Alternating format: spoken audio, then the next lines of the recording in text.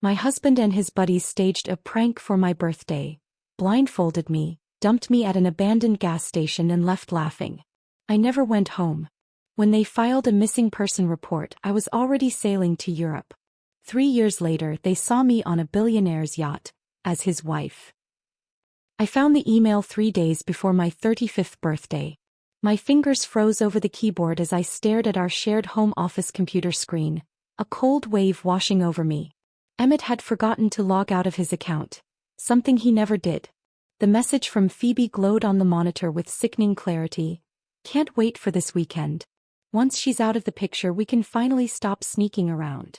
The email thread stretched back 3 years. 3 whole years of lies while I cooked his meals, washed his clothes and smiled at company parties. Evidence upon evidence cascaded before my eyes as I scrolled through intimate messages, hotel confirmations and photographs I could never unsee. My hands trembled as I forwarded everything to my personal email account, the one Emmett knew nothing about. Before we continue this journey of betrayal, resilience, and reinvention, I want to invite you to join our community of survivors and thrivers. If you're drawn to stories of women who refuse to be defined by others' cruelty, consider subscribing. It costs nothing and connects you with thousands who understand that sometimes, the best revenge is living well. Now let's return to Islaw's moment of discovery. I heard his key in the front door and quickly closed the browser, my heart hammering against my ribs. When he walked in, I greeted him with the same kiss I'd given him for 12 years of marriage. He never suspected that something had fundamentally changed. Working late again tomorrow, he mentioned casually over dinner, not meeting my eyes. Big project deadline. I nodded, watching him twirl pasta around his fork. Of course, honey. I understand. The lie slipped from his lips as easily as air. I wondered how many big project deadlines had been nights in Phoebe's bed. That night, I lay beside him, staring at the ceiling, my mind racing with questions. When had I become so invisible? What had I done to deserve this betrayal? The questions dissolved into a singular clarity. I deserved better. The next day brought an answer I hadn't expected. I'd left work early, feeling sick to my stomach from stress and sleeplessness. Our house sat at the end of a quiet suburban cul-de-sac, the kind where everyone had perfectly trimmed hedges and 2-car garages. I pulled into our neighbor's empty driveway instead of ours when I spotted Emmett's car parked out front, hours before he should have been home.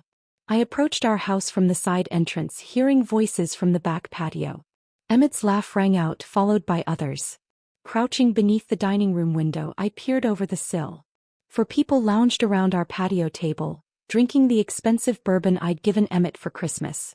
Emmett, Phoebe, and his 2 oldest friends, Finn and Luca. Islaw, Luca's wife, wasn't present. Probably at home, just as clueless as I had been until yesterday. So it's settled then, Finn was saying, his voice slightly slurred. The birthday surprise. You sure this isn't too harsh? Luca asked, though his concerned tone was undermined by his smirk. Emmett shook his head. It's the perfect setup. We blindfold her, drive her around for an hour, and leave her at that old abandoned gas station out on Route 16. By the time she finds her way back, she'll get the message. The message that you're done playing house with your boring wife? Phoebe smirked, sliding her hand onto Emmett's thigh. My stomach clenched as Emmett leaned over to kiss her. Right there in our backyard on the patio furniture I had picked out. She's been so clingy lately, Emmett sighed. Always asking questions, wanting to know where I've been. This will shake her up enough that when I tell her I want a divorce, she won't fight it. Phoebe's face lit up. And then we can finally stop hiding. To getting rid of the problem wife, Finn raised his glass, and they all clinked in agreement, laughing at my expense. I sank down beneath the window, my back against the siding, heart pounding in my ears. They weren't just planning to humiliate me, they were plotting to break me.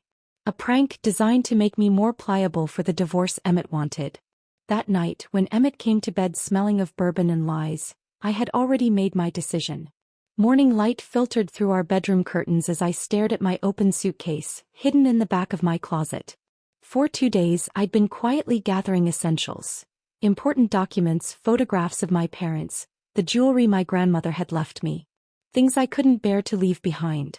I'd withdrawn our emergency cash from the joint account in small amounts, careful not to raise suspicions. $5,000 that would have to last until I figured out my next move. My hands shook slightly as I zipped up the suitcase and pushed it back into its hiding place. When I walked into the kitchen, I found Emmett making coffee, whistling tunelessly. "Morning, sunshine," he said, his smile not reaching his eyes. "Excited about your birthday tomorrow?" I forced my lips into a smile. "Very. Any hints about what you've planned?" His chuckle sent chills down my spine.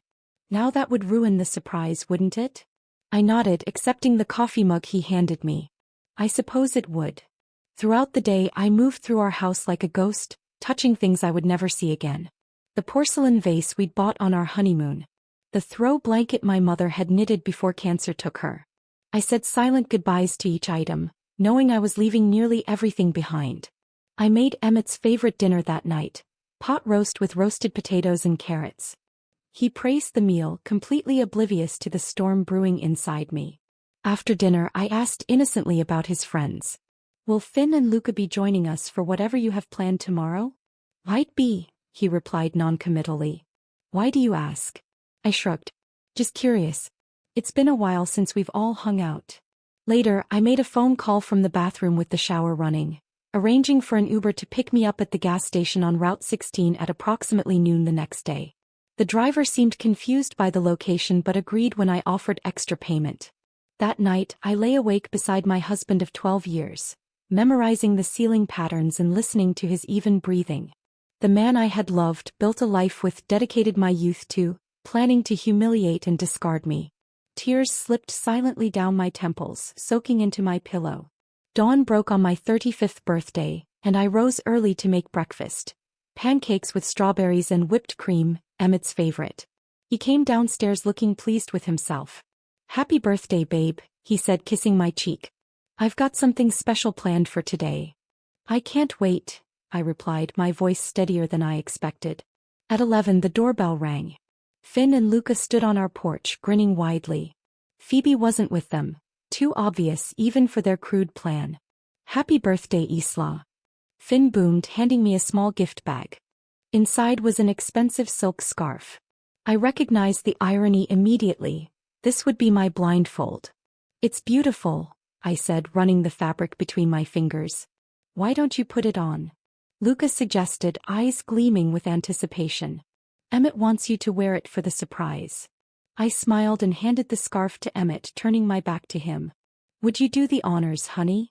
As the soft fabric covered my eyes and the world went dark, I felt Emmett's hands at the back of my head, tying the knot securely. His fingers lingered for a moment on my shoulders. "Ready for the best birthday surprise of your life?" he whispered in my ear. I nodded, allowing them to guide me toward what they thought would be my humiliation, but what I knew would be my escape. "Absolutely ready," I answered with the first genuine smile I'd worn in days. "Almost there," Emmett announced as the car slowed to a stop. The blindfold remained snug against my eyes, but I'd been counting the minutes, 47 since we left the house. Long enough to be disorienting, just as they'd planned. Someone opened my door. Emmett's hand, warm and familiar, guided me out of the car and onto gravel that crunched beneath my shoes. The smell hit me immediately: old gasoline, dust, and abandonment.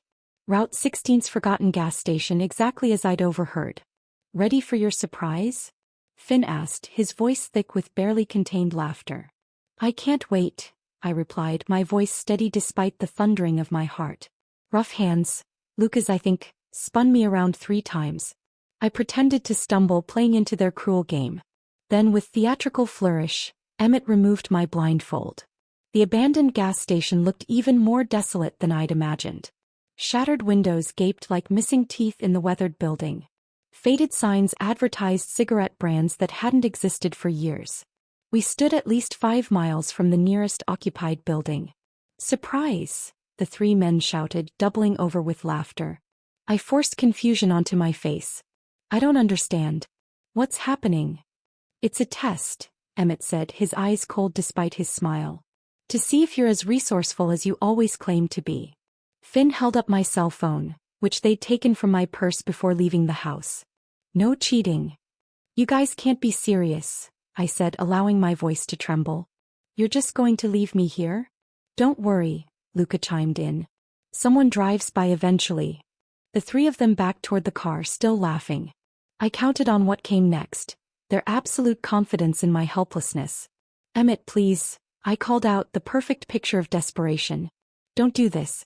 It's my birthday."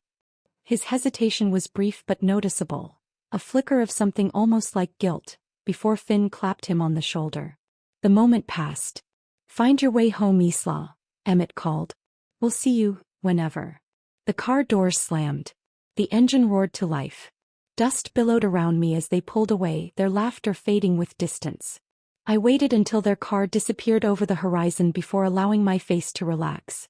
Then I checked my watch. 11:47 a.m. My Uber would arrive in 13 minutes.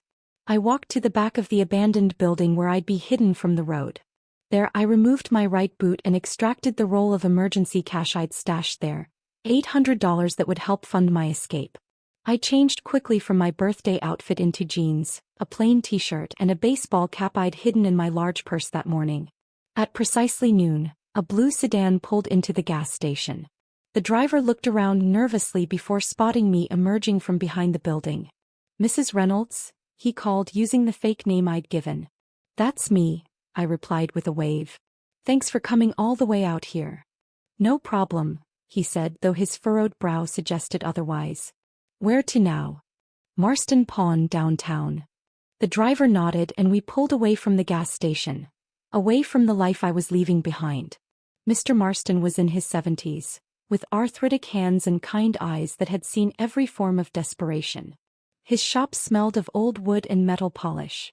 "What can I do for you today, miss?" he asked as I approached the counter. I removed my grandmother's pearl necklace, my diamond engagement ring, my wedding band, and the emerald earrings Emmett had given me for our 10th anniversary. I placed them all on the glass counter.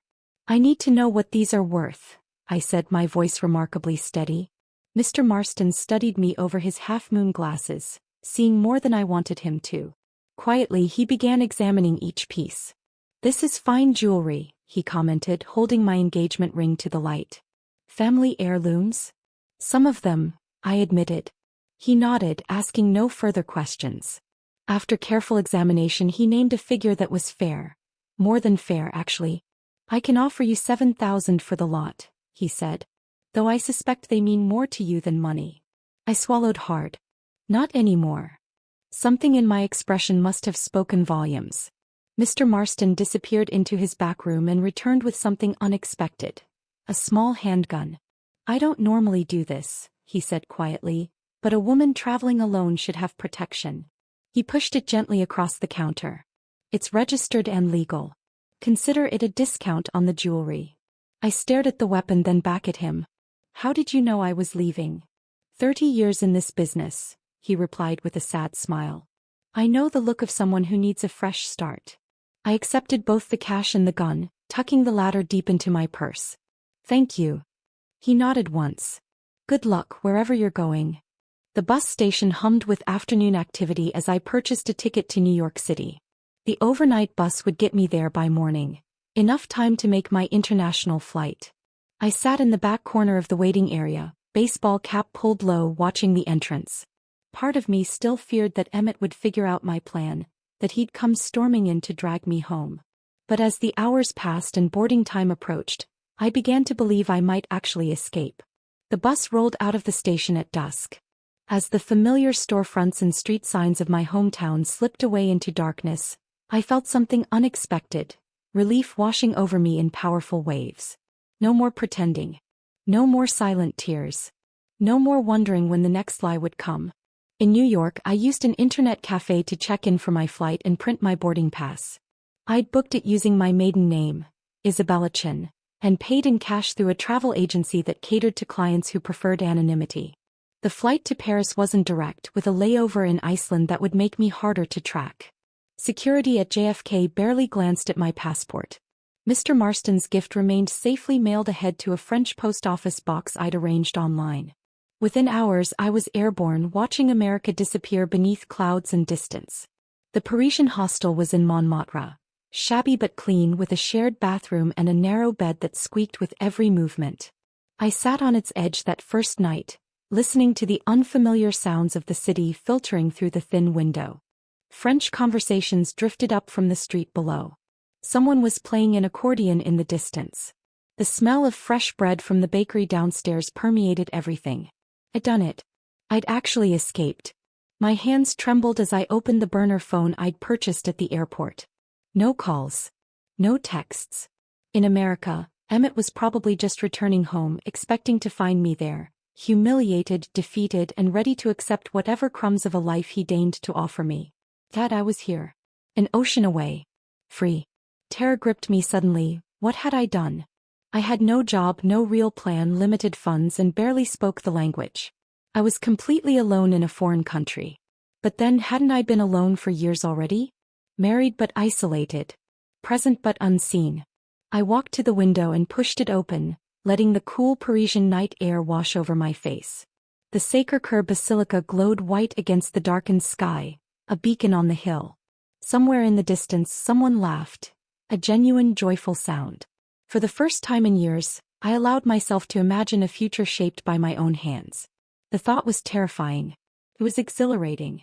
It was mine. Morning light filtered through the thin curtains of my hostel room, illuminating the dust particles dancing in the air. I'd been in Paris for 2 weeks and my resources were dwindling faster than anticipated. The romantic notion of escaping to France had met the harsh reality of being a foreigner with limited language skills and no employment history. That morning, I walked into the third employment agency I'd visited that week. My resume was sparse, deliberately so. I couldn't risk Emmett tracking me down if he ever decided to search for me. Isabella Chin, the receptionist, called, mangling my maiden name with a French accent. The interviewer, Madame Rousseau, was a stern woman with impeccable posture and silver-streaked hair pulled into a tight bun. She glanced at my paperwork with pursed lips. "Your French is minimal," she noted in heavily accented English. "I'm learning," I replied. Quickly. She raised a perfectly shaped eyebrow. "And your experience?" "Administrative work," I answered vaguely. "I'm organized, punctual, and I learn fast." She studied me for a long moment, then sighed. "We have one position. Receptionist at Lambert Financial. They need someone who speaks English for their international clients." My heart leaped. Financial. Don't get excited. You answer phones and greet clients. 3-month temporary contract. If they like you, perhaps it becomes permanent. I nodded eagerly. "When can I start?" Lambert Financial occupied the 3rd floor of a modest building in the 8th arrondissement. The office was smaller than I expected, just 15 employees. My desk sat near the entrance, a fortress of polished wood separating me from visitors. "Bonjour, Lambert Financial," I practiced each morning before the office opened, trying to perfect my accent. "Comment puis-je vous aider?" My immediate supervisor, Giselle, was initially cold toward me. Another American taking a job a French person could have filled. But she thawed slightly when she saw my determination to learn. "Your pronunciation," she said one afternoon, wincing as I mangled a client's name over the phone. After I hung up, she added, "Let me help you." At lunch, while others went to nearby cafes, Giselle began teaching me proper French, correcting my grammar and pronunciation between bites of her sandwich. In return, I stayed late to help her with English reports. By night, I attended free language exchange meetups at a local bookstore. There, surrounded by expatriates and locals, I practiced conversation and gradually built a small social circle, careful never to reveal too much about my past. My tiny studio apartment, rented with the last of my pawn shop money, became my sanctuary. Each night, I wrote down new French words I'd learned, repeating them until they felt natural on my tongue. The language became my armor, each new phrase a brick in the wall between my past and present. 3 months into my contract, I noticed something odd while sorting mail. An invoice from a major client had been duplicated, and Lambert Financial had paid it twice, an error of nearly 40,000 euros. I hesitated, unsure if it was my place to point it out. But the duplicated invoice number gnawed at me. "Excuse me," I said, knocking softly on the door of Philippe Lambert's office, the company's founder and CEO. "I noticed something in the accounts that might be important." He looked up, surprised to see the receptionist in his doorway. When I explained the double payment, his expression shifted from annoyance to interest. The next day, Lambert Financial recovered the duplicate payment and I received something unexpected. A promotion to administrative assistant. "You have good eyes," Philippe told me. "We need that." My new role gave me access to financial reports, client portfolios, and investment strategies. The language of finance came back to me easily. Numbers had always made sense in a way people sometimes didn't. While filing reports and organizing data, I absorbed everything I could about European markets. 6 months into my new life, I had established a routine. Work during the day, French lessons, or quiet study in the evenings. On weekends, I explored Paris alone, finding comfort in anonymity. Occasionally, late at night, I would wake from nightmares where Emmett found me, dragging me back to a life of humiliation. I'd bolt upright, heart racing, before remembering the ocean between us. One rainy Tuesday, I prepared the conference room for a client meeting. As I arranged water glasses and notepads, Philippe entered with Giselle and 2 senior advisors. "Isabella, could you bring the Mercer portfolio when you have a moment?" Philippe asked. I nodded and retrieved the file. As I placed it on the table, I noticed the investment strategy they had outlined. Something about it triggered an alarm in my mind. "Will that be all?" I asked, turning to leave. "Yes, thank you," Philippe replied. I hesitated at the door, my hand on the knob. The error was glaring to me. They were recommending significant investment into a sector that, based on reports I'd been filing for weeks, showed clear signs of instability. "Pardon," I said, turning back. But I couldn't help noticing the telecom investment strategy. The room fell silent. Administrative assistants didn't comment on investment strategies. "There's a report from last week," I continued, heart pounding, showing 3 major European telecom companies facing regulatory challenges. The timing might be problematic. Philippe's expression was unreadable. Giselle looked mortified on my behalf. "The report is in the blue folder, 3rd cabinet, 2nd drawer," I added, then promptly shut my mouth. After an excruciating silence, Philippe opened his briefcase and produced the very report I'd mentioned. He studied it, then looked up at me with narrowed eyes. "You read all the reports that come across your desk?" "Yes, sir," I admitted. "I find them educational." A client meeting wasn't the place for this conversation, so I was dismissed with a nod. I spent the rest of the day certain I would be fired for overstepping. Instead, Philippe called me into his office after hours. "How much do you know about financial markets?" he asked without preamble. "More than a receptionist should," I admitted. "Less than I'd like." He studied me with new interest. "Where did you learn?" "Self-taught," I replied, the half-truth easier than explaining my previous life. "I've always been good with patterns and numbers." Philippe leaned back in his chair. "The Mercer account is important to us. Your observation today saved us from a potentially embarrassing recommendation." He paused. "Would you be interested in more responsibility here?" "What kind of responsibility?" "Analysis. Research. Behind the scenes, of course. Your French isn't ready for client-facing roles yet." I felt something I hadn't experienced in months. A flicker of genuine ambition. Not just survival but purpose. "I would like that very much," I replied. That night, as I walked home along the Seine, the lights of Paris reflected in the water like stars. For the first time since arriving, I didn't feel like I was merely hiding. Isabella Chin, the woman I was becoming, had just taken her first real step forward. Not running from the past but walking steadily toward something new. I stopped on Pont d'Arts, watching boats glide beneath. Somewhere across the ocean, Emmett probably believed I was broken, defeated, perhaps even dead. He couldn't imagine what I was building here, brick by careful brick. A life completely beyond his reach. 6 months into my new role as a financial analyst at Lambert Financial, Philippe called me into his office. A man I didn't recognize sat across from his desk, tall with salt and pepper hair, wearing a perfectly tailored navy suit that spoke of wealth without shouting it. "Isabella, this is Mr. Tanner Reed," Philippe said, using the name I now answered to without hesitation. "He's the CEO of Atlantic Meridian Shipping. Mr. Reed, this is Isabella Chin, the analyst I mentioned." Tanner Reed stood to shake my hand. His grip was firm, his blue eyes assessing me with open curiosity. "Mr. Lambert tells me you have an unusual talent for spotting market trends," he said, his American accent immediately recognizable. "Something about seeing patterns others miss." I smiled politely. "I just pay attention to details." "Isabella will organize your portfolio review," Philippe explained. "Atlantic Meridian is expanding its European operations, and they need our expertise on local investment opportunities. I nodded, accepting the assignment with professional detachment. It was the largest account I'd been given access to, a sign of Philippe's growing trust. As I turned to leave, Tanner Reed spoke again. "Mr. Lambert mentioned you're American as well?" I tensed slightly. "Originally, yes. But Paris is home now." Something in my tone must have discouraged further questions. He simply nodded and returned to his conversation with Philippe. Atlantic Meridian's portfolio was massive, a sprawling network of shipping operations, property investments, and stock holdings. I spent weeks organizing the data, creating comprehensive analyses of their current positions and potential vulnerabilities. Tanner Reed returned to our offices frequently during this period. Sometimes he worked directly with me, asking pointed questions about European markets that revealed a sharp business mind beneath his reserved exterior.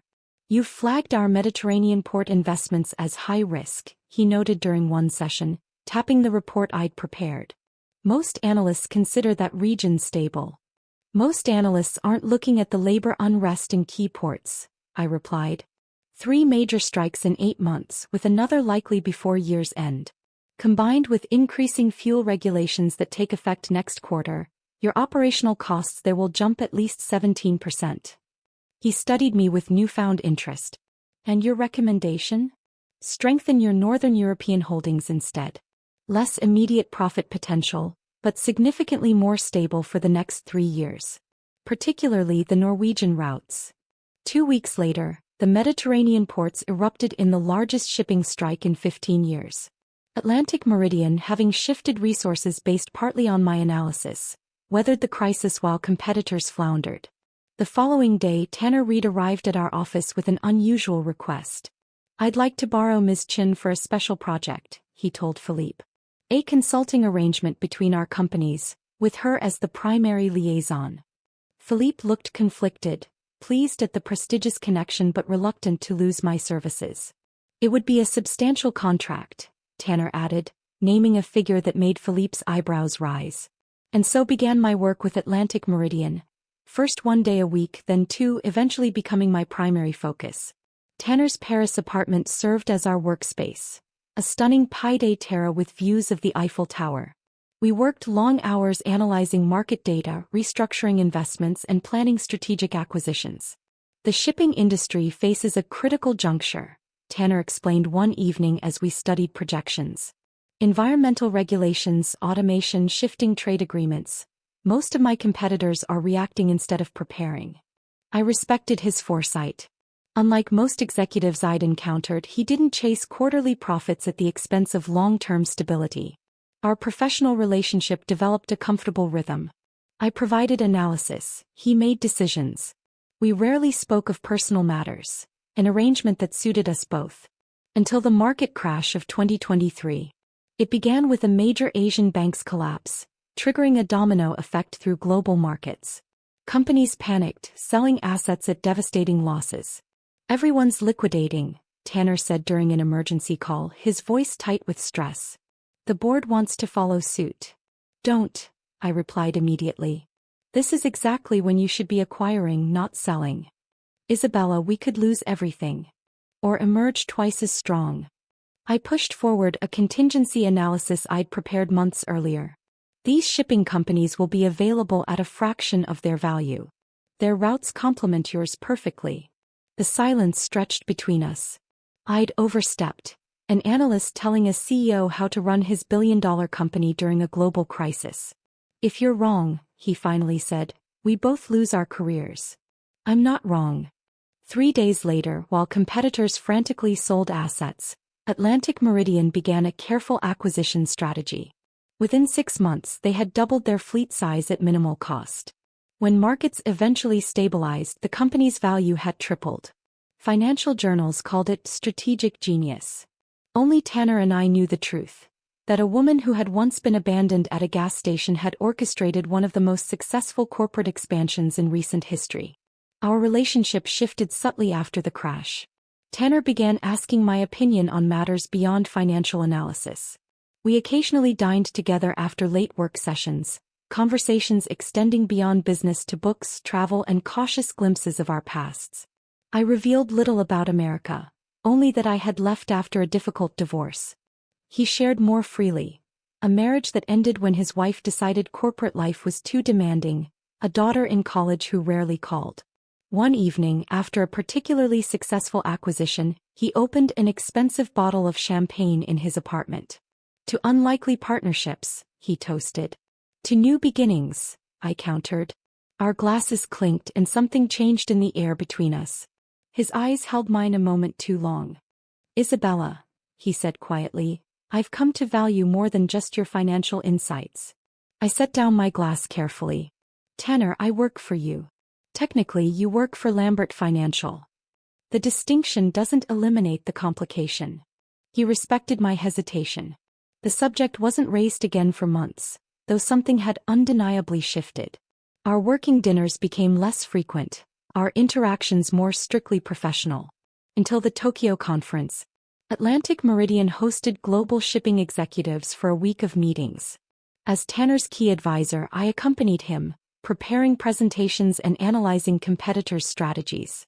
On the final evening, watching him command a room of industry leaders with quiet authority, I acknowledged what I'd been denying. My feelings had evolved beyond professional admiration. Later that night, alone on the hotel's rooftop garden, I found him staring out at the Tokyo skyline. You should be celebrating, I said, joining him at the railing. The consortium agreement is a triumph. Some victories feel hollow without someone to share them with, he replied.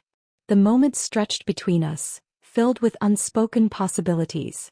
I've spent 3 years rebuilding myself, I said finally, learning to trust my judgment again.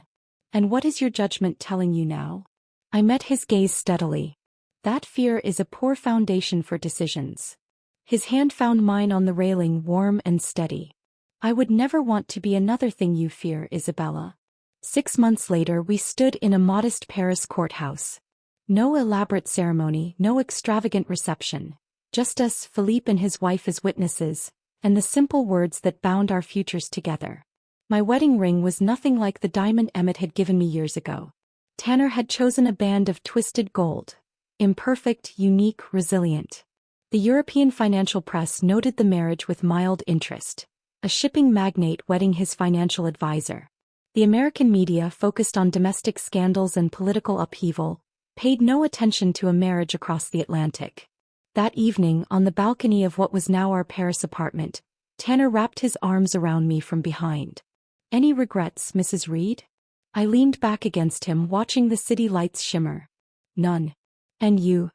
Only that I didn't find you sooner. I smiled, thinking how differently our paths might have crossed in another life. If he had met the woman I was before, Emmett's overlooked wife, would he have seen what lay beneath the surface? We found each other exactly when we were meant to, I replied, turning in his arms to kiss him. 3 years into our marriage, Tanner and I had settled into a comfortable rhythm between Paris and his other homes.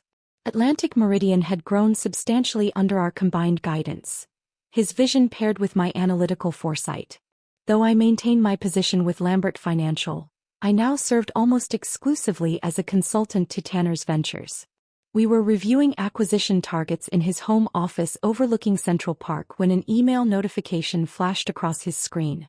He scanned it quickly, then looked up with an expression I couldn't quite read. Something interesting just came in, he said. A mid-sized American construction company seeking financing for international expansion. Reynolds Construction. My heart stopped. Reynolds, Emmett's family business. The company his father had built and passed down to him, the one he'd been running into the ground even before I left. Are you all right? Tanner asked, noticing my sudden stillness. You've gone pale.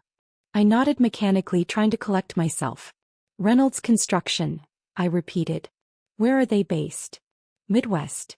Started as residential but expanded to commercial about 5 years ago. They've hit some financial troubles but claim to have promising overseas contracts if they can secure funding. He studied me carefully. Isabella, what is it? We had a policy of honesty between us. A foundation built after both experiencing marriages constructed on lies. Still, I had never told him the complete truth about my past. Reynolds was my married name, I said finally. Emmett Reynolds was my ex-husband. Tanner's eyebrows rose slightly. the only indication of his surprise. The husband you left after the incident you mentioned? I had given him only the barest outline. A cruel prank, an abandoned gas station, my decision to leave America behind. Yes. I took a deep breath. I haven't seen or spoken to him since that day. Tanner watched me silently, waiting for me to continue. What does the email say exactly? I asked. He turned his screen so I could read it. The message was from an intermediary broker seeking investment partners for Reynolds Construction's expansion. According to the brief, the company had overextended on several projects and needed significant capital to avoid bankruptcy. It's odd, Tanner mused. The broker claims they have contracts in Europe, but nothing specific.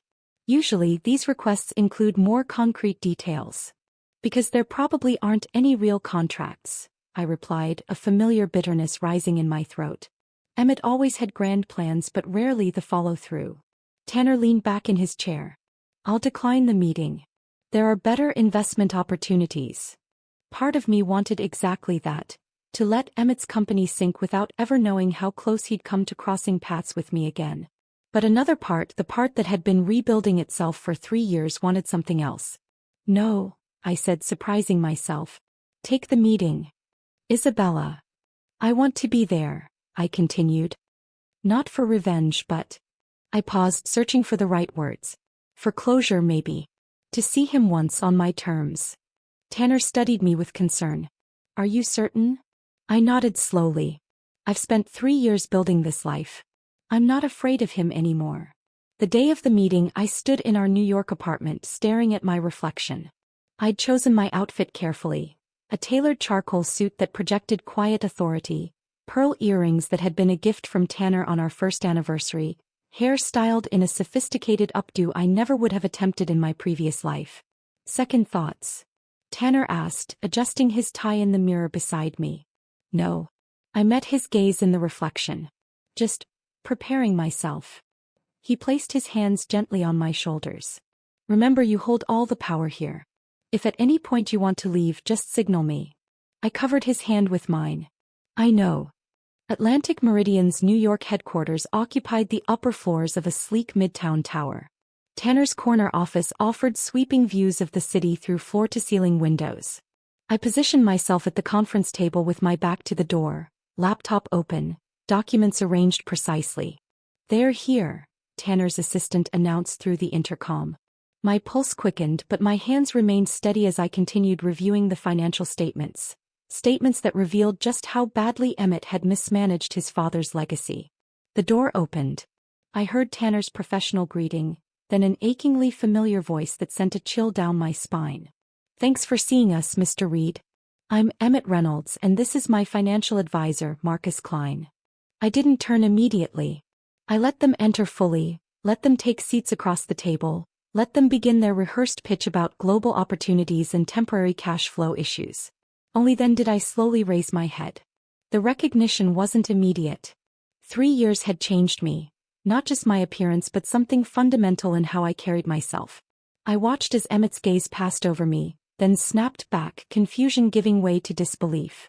Isla. The color drained from his face. Isabella Reed, I corrected calmly.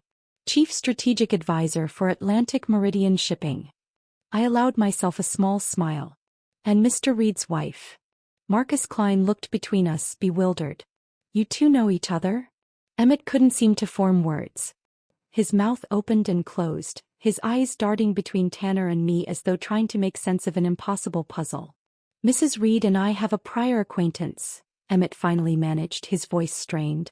From before. How fascinating, Tanner responded with practiced ease. Small world indeed. Now, regarding your proposal, we've reviewed the preliminary figures and have some concerns about the viability. I slid a document across the table. Your debt-to-asset ratio is problematic. And these overseas contracts you've mentioned, we'd need to see the signed agreements before considering any investment. Emmett stared at the document without seeing it. You disappeared, he blurted out, ignoring the business discussion entirely. We filed a missing person report. The police searched. There was an investigation. How unfortunate for you, I replied evenly. That must have been very distressing. 3 years, he continued, his composure cracking. Not a word, not a trace. We thought you might be dead. And yet here I am. I gestured to the document. Page 4 details our concerns about your cash flow projections. Marcus Klein attempted to salvage the meeting, pointing out potential growth areas and explaining away the company's financial weaknesses. But Emmett had stopped participating, his attention fixed entirely on me. When the formal discussion concluded, Tanner suggested Marcus speak with their financial team about additional documentation, leaving the three of us alone. The silence stretched uncomfortably until Emmett found his voice again. Why? He asked simply. I considered deflecting, considered silence, considered all the cutting responses I'd imagined over the years. That I told the truth. Because you left me blindfolded at an abandoned gas station as a birthday prank. Because I overheard you and Phoebe planning to get rid of me. Because I deserved better than being the joke in your story. His face contorted. It was just. Don't, I interrupted. Don't diminish what you did. Don't make excuses. It's been 3 years and I didn't come here for apologies or explanations. Then why did you? His voice was hollow. I glanced at Tanner, who had remained a supportive, silent presence. Not for revenge. Not to gloat over your company's failure or my success. I leaned forward slightly. I came to show myself that you have no power over me anymore. That I could see you again and feel nothing. The truth of it washed over me as I spoke. The fear, the anger, the hurt. Somewhere along the way those emotions had transformed into something else. Not forgiveness exactly, but release. Emmett looked utterly lost. So that's it? 3 years of wondering and now you're just someone else's wife. I'm my own person first, I corrected him. Who happens to have found a partner who values me. I closed my laptop. As for your funding request, we'll pass. Your company's fundamentals don't meet our investment criteria. I stood, extending my hand professionally. Goodbye, Emmett. He stared at my outstretched hand, then looked up at my face. In his eyes, I saw the belated recognition of what he had thrown away. As Tanner and I walked him to the elevator, I felt a weight lifting, the final tether to my old life severed completely. Not with dramatic confrontation or elaborate revenge, but with the quiet power of a woman who had rebuilt herself from ashes. The life I had now wasn't a reaction to Emmett. It wasn't defined by running away or getting even. It was entirely my own creation, something I had built choice by careful choice, day by determined day. And that, I realized as the elevator doors closed on my past, was the sweetest victory of all. As Isla's journey comes to a close, I'd love to know which moment resonated with you most. Was it her escape, her professional rise, or that final confrontation? Share your thoughts in the comments below. If her story touched you, please subscribe and like for more tales of resilience and triumph. Your support means everything.